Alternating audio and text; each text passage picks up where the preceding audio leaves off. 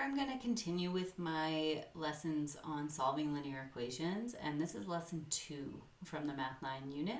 So we're solving equations with brackets or grouping today. So just to remind you of the distributive property, I have a little analogy of what you might see in real life here. So we've got, like, imagine you're going to like a restaurant and there's like a combo meal. Let's say one combo meal has 2 tacos and a drink. So if you were to go there and say, hey, I want 3 combo meals, that means you're getting 3 of both items.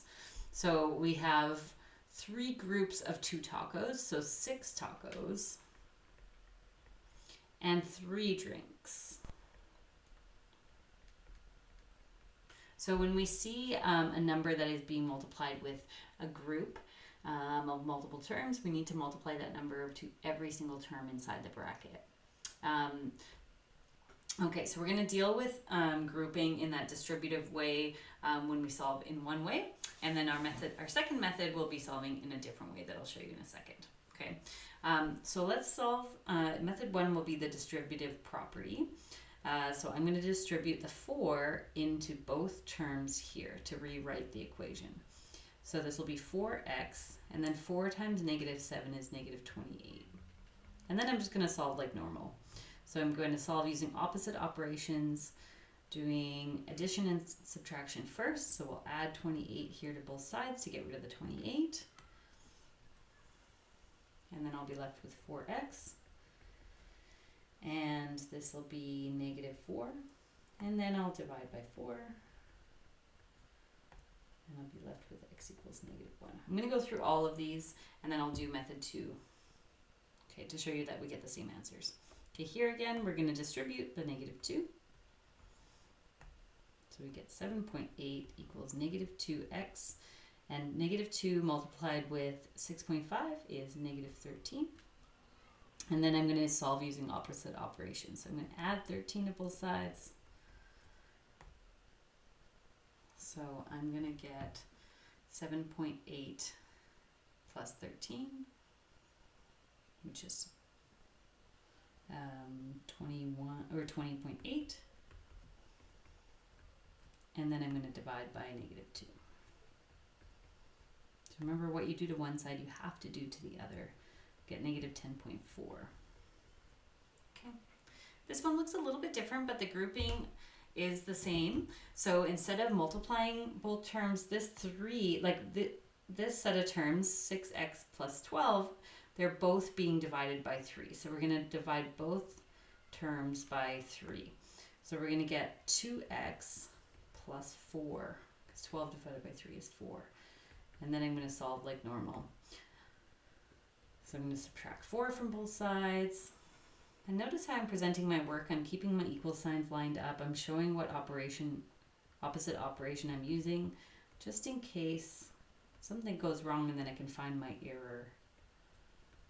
I'm going to divide by 2, and I get x equals negative 12.5. Okay, and then the very last one, and then we'll check our work. Now this one is interesting because the 4 doesn't divide nicely into the n or the negative 3. So what we're going to do is just simply write it as a fraction. So we're going to divide both of these terms by 4. So I'm going to have n over 4 minus 3 over 4. So write them separately, essentially. And then I'm going to use my trick that we learned in the last lesson to get rid of those fractions. So I'm going to think of a number that both 4 and 6 can divide into. So that number is 12, the lowest common multiple. And I'm going to multiply both sides of my equation by 12. That's going to get rid of all the fractions. So on the left-hand side, I'll have 12 times 5, which is 60, divided by 6, which is 10.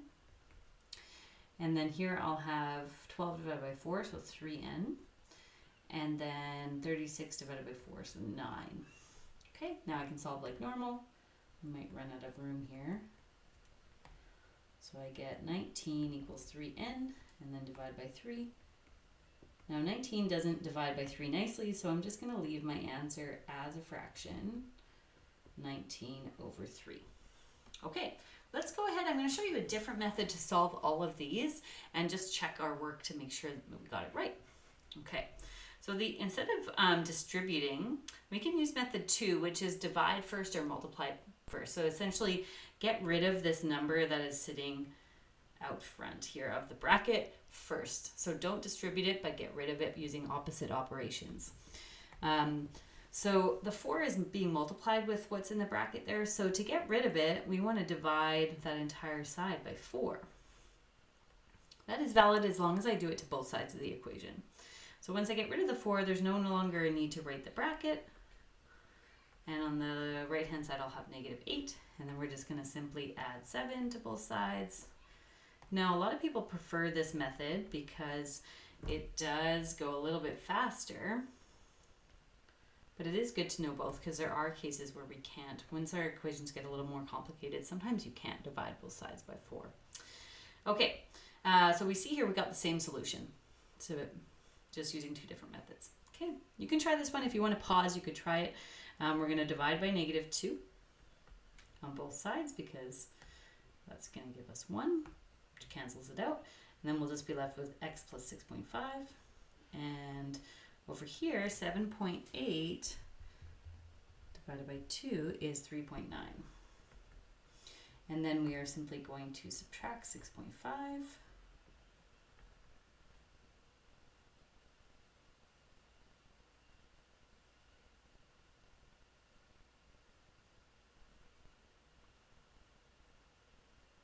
Oh, I was looking at it like this doesn't work out.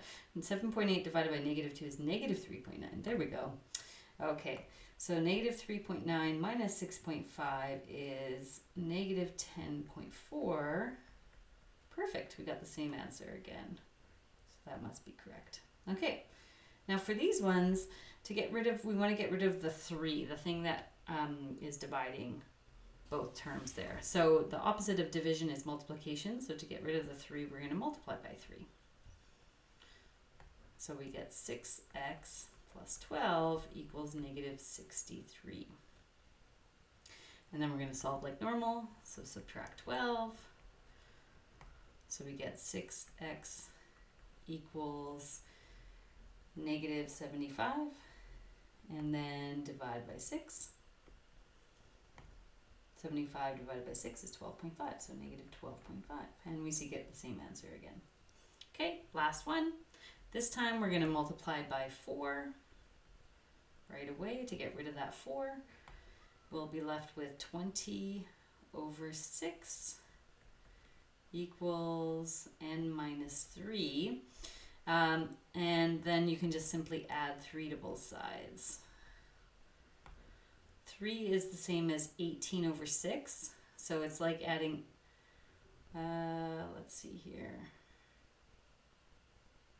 Yeah, 18 over 6. So we're going to have 38 over 6 equals n, and then we can reduce it. 38 over 6, if you divide both by 2, we get 19 over 3.